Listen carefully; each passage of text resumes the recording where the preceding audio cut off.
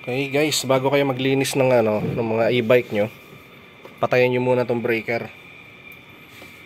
Yan. O kaya, wala kayong breaker, hugutin nyo to. Itong plug na nakasalpak dito sa battery.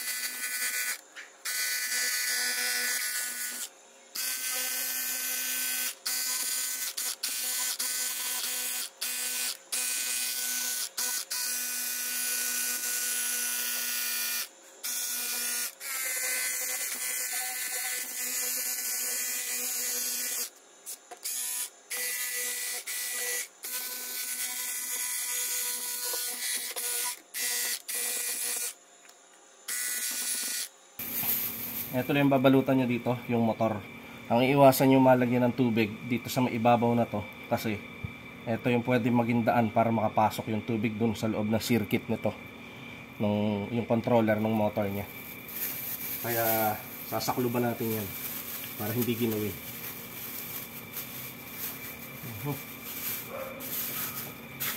Okay. Kahit may balot yan, iwasan nyo pa rin yan. Punasan na lang ito. Pupunasan na lang natin mamaya ng basahang-basayan.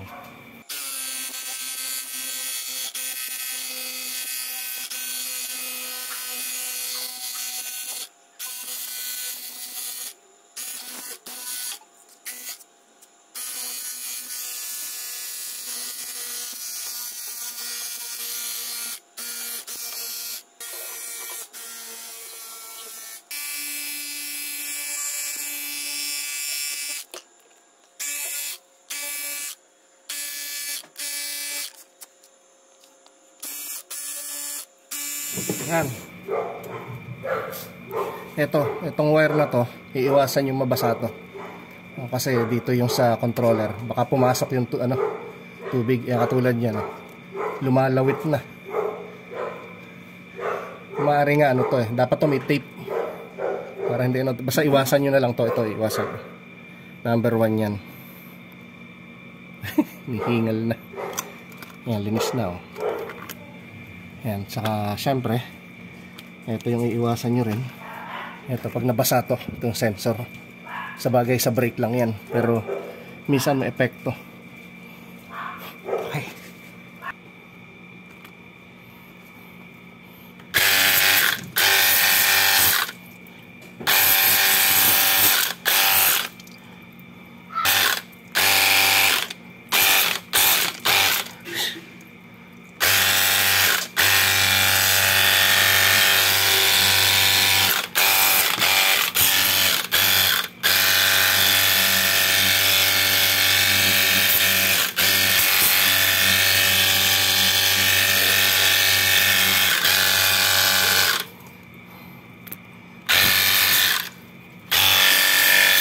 Okay.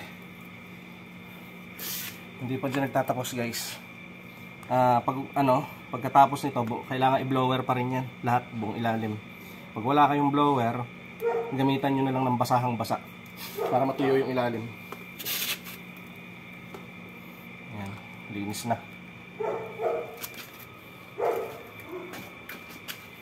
Okay.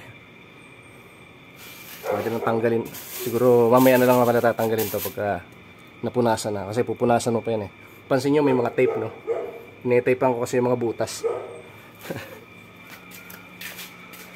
Ngayon yung mga tinapang ko dyan, yung mga papasukin ng tubig kasi pumapasok minsan dito sa compartment. Kaya tinapang ko to. Yan. Ordinary tape lang yan. Packaging tape.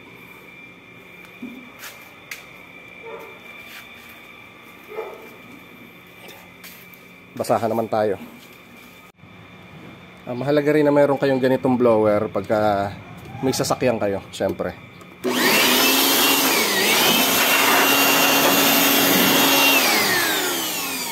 Panghawi natin ng tubig.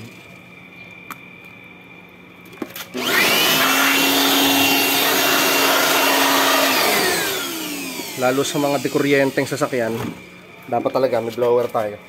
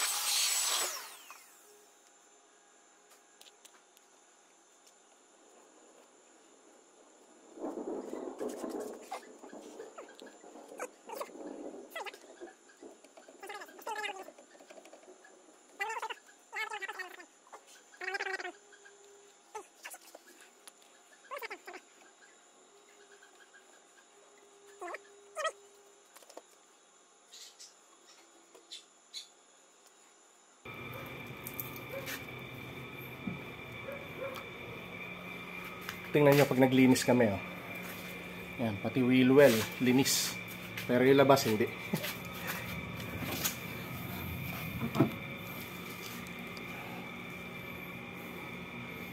Pati ilalim, siyempre. Punas yan.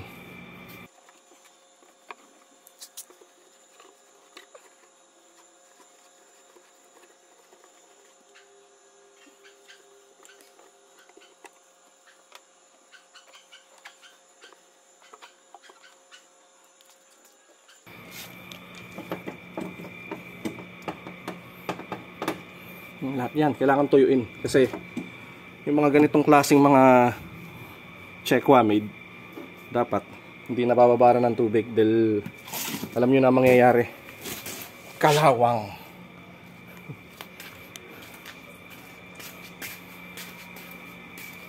Hindi kasi treated itong mga metal na to, kaya dapat linis na linis. So yan, since tapos na tayo doon sa pang-ilalim, eto. Yan, sa tingin ko tapos na. Medyo hindi na siya maputik. Ito sa makikinis na bahagi na lugar. Ito yung gagamitin natin. Parang ano siya, parang leather pero ang tawag ko dito yung kanebo. Absorbent na pamunas. Yan, para iwas gas-gas. Siyempre ito, hindi nyo pwedeng pamunas sa ilalim kung pamumunas nyo. Kaya walay dapat yung pamunas sa ilalim at saka yung pampunas sa paint finish. Ayan. Ito kung wala kayong jack, gawa na lang kayo rampahan. Paggawa na lang kayo pang rampa niya. Total magaan lang naman to. Pero siyempre, mas maganda, bumili na rin kayo ng jack kasi wala namang 1,000 to. Depende kung ilang tan yung bibili nyo. Ito kasi 2 tan to eh. 2 tan. Oo, tama. 2 tan. Capacity na tong jack na to. Nabili ko dati to para nasa 800. Pero sa Shopee, alam ko nasa mga siguro mga 1,000 kasama shipping. Yan. Pero yan, papabayaan ko muna naka-jack yan para yung tubig, siyempre lahat ng tubig dun sa hindi maiipon dito sa gitna. Yung tubig aagos lahat dun dahil dito sa tubular na to. Ito kasi naiipunan to ng tubig dito sa gitna minsan.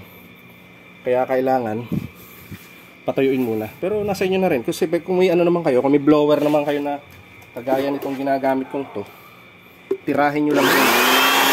Para ibugan niya dun yung ano, para ibugan niya dun yung excess na tubig. Okay, kita nyo. Pansin nyo yung panahon, no? Nagkarwas kasi ako. Yan, kaya kung mapapansin natin, yan, madilim, ano? Uulan na ulit. Yan ang sumpa ng karwas. Ito pala guys, oh. Mapapansin nyo, tinanggal ko to, itong railing. Ang problema kasi dito, yan, kinalawang dati yan. Yung butlig-butlig lang, hindi pa malala kasi bago pa tong e-bike. Tsaka to, natagos yung tubig dito. Yan, lalo dyan. Kaya yan, pansin nyo, tinaypang ko. Kasi yung tilamsik dito, pumapasok agad dito sa may carpet. Nababasa yan. Kaya ito, kailangan laging palooban nyo ng karton pagka ipinapark nyo na para syempre i-absorb nyo yung tubig na nandun sa gitna.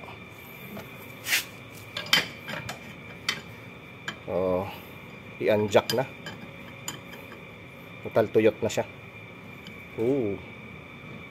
Napasobra. Alright. Napakahalaga ng jack guys. Kaya kung magsasasakyan kayo, huwag niyong tipirin yung jack. Mura lang ang jack. Madali pang itabi.